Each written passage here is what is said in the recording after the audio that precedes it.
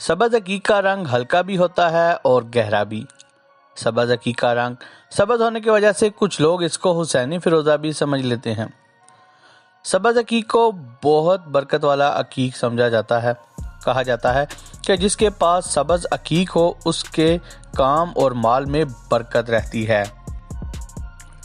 सब्ज़ अकीक को पहनना इंसान के लिए फ़ायदेमंद है।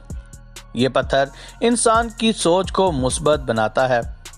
ये पत्थर इंसान के रिज़्क में बरकत लेकर आता है। इस पत्थर के पहनने से इंसान को ज़हनी सुकून मिलता है।